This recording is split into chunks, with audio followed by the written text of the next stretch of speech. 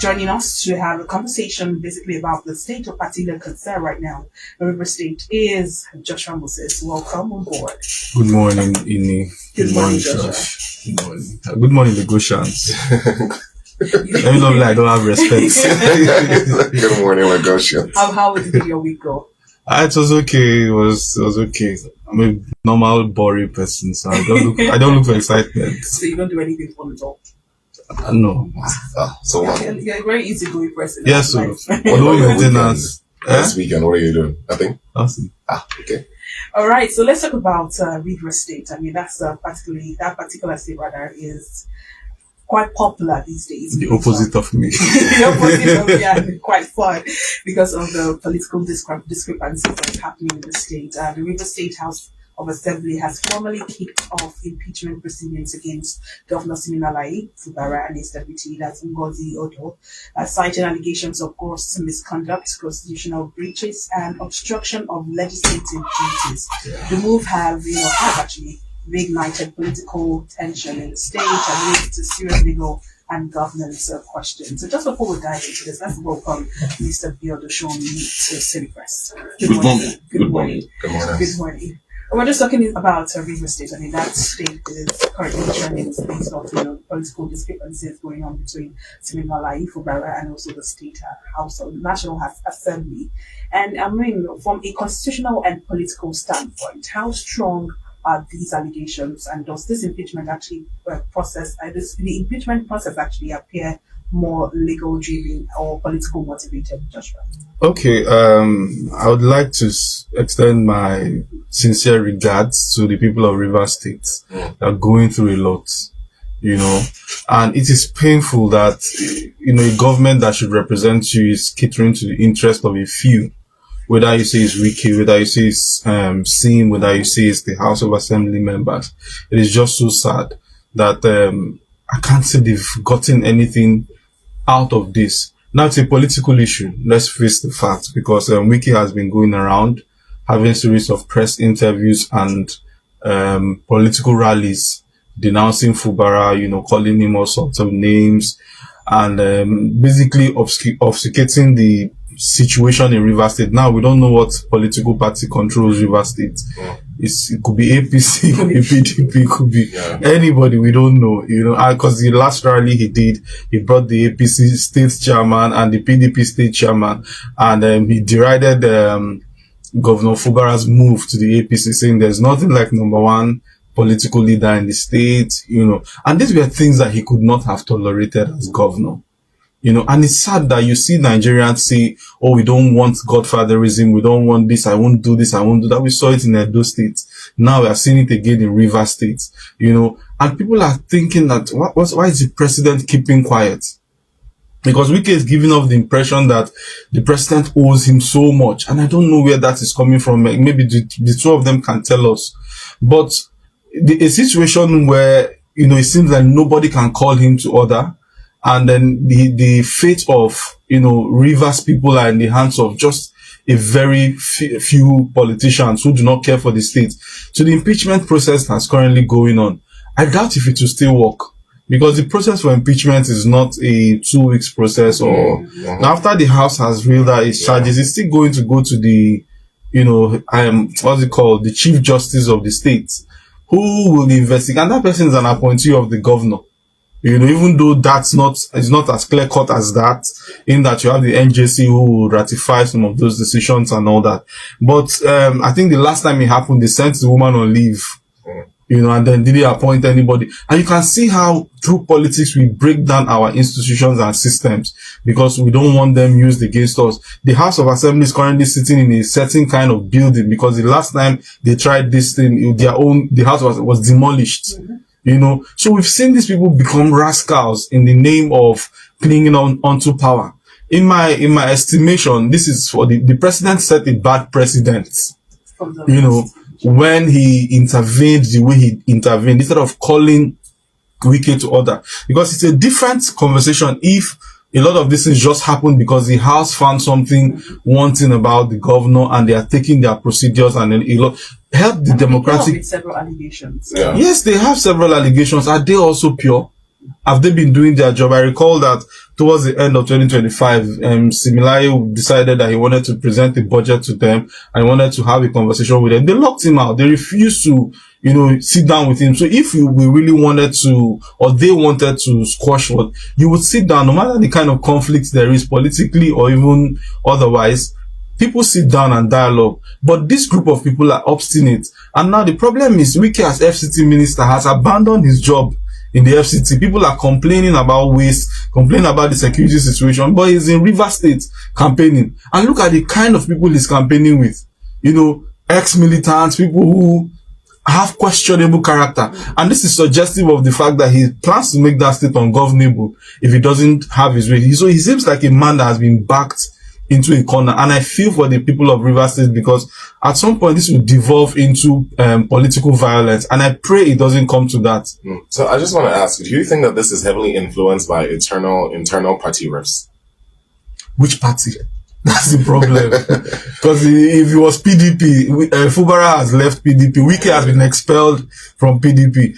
Except, I think he's importing this crisis into APC, and APC is saying, don't take beef and baggage from PDP and bring it into our party. Because right now, Wike is even insulting the APC hierarchy, making allegations of the work he did for the party in Osun State, talking about, the things he has been doing for President Tinubu and that for nobody. So I think that's why we say there's no political party in Nigeria. They are all the same group of people. All of them are some of them are in ADC now. And if Fubara moves, the crisis will trail him. So it's just like a cycle. Yeah, they're all the same people. All right, Mr. Bionshormi, you're fully aware of the situation in Rivers State.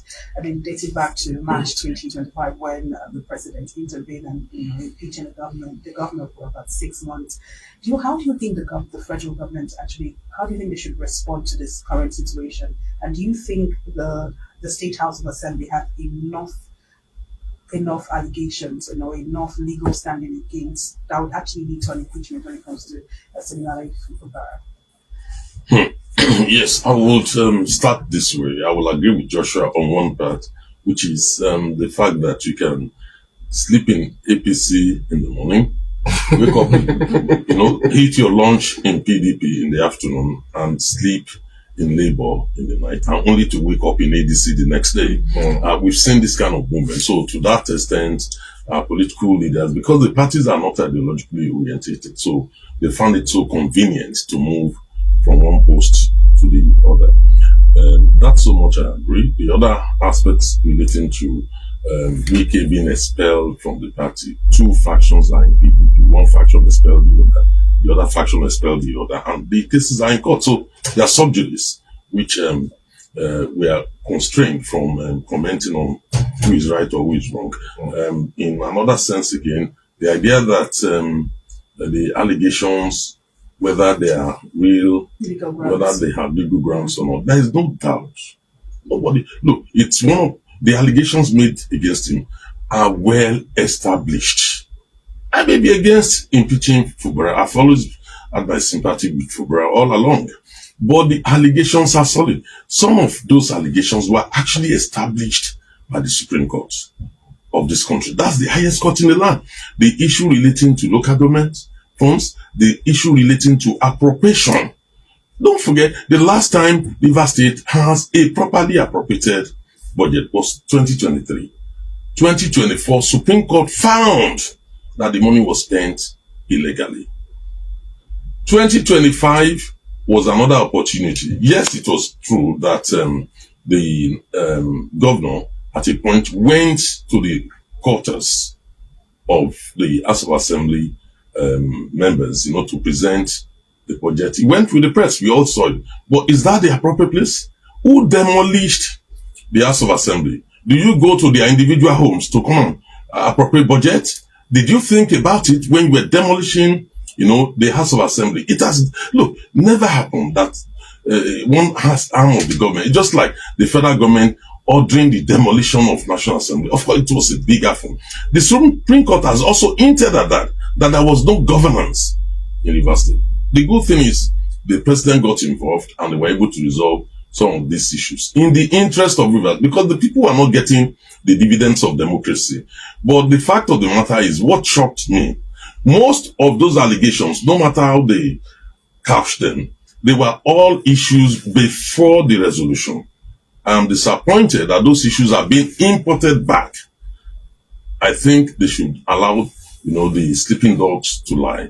Those ones, as far as I know, politically, they've been able to settle it. But there's a new one, which nobody can walk away from, which is the fact that even 2026 budget has not been appropriated for.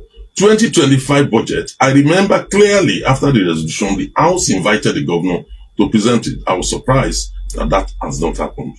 I'm also surprised that appointments have not been ratified because they were not presented. That is if you believe the House of Assembly.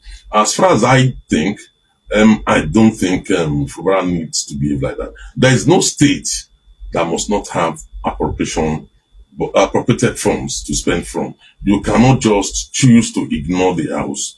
If that is true, don't forget we have only had from the House of Assembly, we've not heard from the executive. Yeah. If what they allege in relation to spending unappropriated funds in 2025, 2026 also, if those issues are correct, then they have very solid ground to impeach him. Is impeachment the solution? No. There's a problem somewhere. Many people have, issues with Wike's abrasive, very brash, harsh, approach to issues. For me, I don't think we should allow a governor to spend money unappropriated for. I may not necessarily agree with Wike's intervention and role in Rivers politics. The fact of the matter also is that we should examine the allegations being made. And then, Mr. Governor, why are you not presenting budget? Why are you not spending money unappropriated for? So these are clear issues. But as far as I know, this is beyond political labels. I think it's time for Mr. President, to get involved. Do not forget, we are approaching election year. So you see a lot of drama. Those who are within, those who are outside. Don't forget that even Wike's hand is a bit strengthened because there's ADC as an alternative to PDP and APC. So we don't actually know what is really going on, what is behind this. Unfortunately, they started this crisis when the president was out of the country. So I just want to ask, what do you think can be the potential consequences if, the deputy governor is also impeached with the governor? The speaker will become the acting governor. I know, but what do you think is the potential consequences for the states? Okay, let me tell you one of the things which I disagree with, and I had sympathy with Fubara for. How the political structure was calibrated in 2023, for me, was highly unfair. Fubara, from the riverine area, got the ticket as the governor. Then the deputy, from upland, also the governor. If anything happens, the speaker, also from upland, also the governor. So the way the whole structure is arranged is so that if the upland chooses, if they choose to move against the minority, there is no other person constitutionally that can replace that minority, the governor from the minorities area, except somebody from the upland. And for me, I don't think that is right. And I think common sense needs to come to play here. I think we need to be very fair. We should not forget what are the underlying causes of this rift, simply because the way Rivers State had operated for 24 years before Fubara was the idea that the upland controls 80% of appointments, despite the fact that there was 60%. They had 60% geographical and population representation. We should also not forget the fact that this crisis started because Siminalayi Fubara tried to redress it to read 60-40, in terms of appointment. That was when Wike's people pushed and said, look, how can you remove people who helped you, to become the governor, who campaigned for you? But it was an attempt, in my view, to redress that structural imbalance. So, which was highly resisted, which happened, in my view, to be the underlying cause of what led to the major crisis in university. Let me just make a quick point. Before Sim came into power, I was the accountant general of Rivers State, because Mr. Abiodun made some points about financial misappropriation and all that. Wike's government was one of the most opaque. Not misappropriation. appropriation. Yes, that is there's appropriation and there's misappropriation because he's spending something that has not been appropriated, right? The fact is, Wike's government also was so obscure. Wike even made an allegation that he employed, 10,000 youths and expected Fubara to absorb them and pay them. And Fubara said there's no money to pay these people. Your own contractors, there's a lot of debt hanging in the state. The truth is that for the House and its position currently, there's a backlog of history that people need to start tracing from the Wike administration. And we can't also remove the fact that maybe without Wike in the picture, these two groups could easily have sat down and ironed out a lot of this. But his insistence on making this person fight this person is leaving us at a place where people that have no business in Rivers State are coming in to dabble into that state. All right, thank you so much, Mr. Joshua and Mr. Beautician, for your analysis.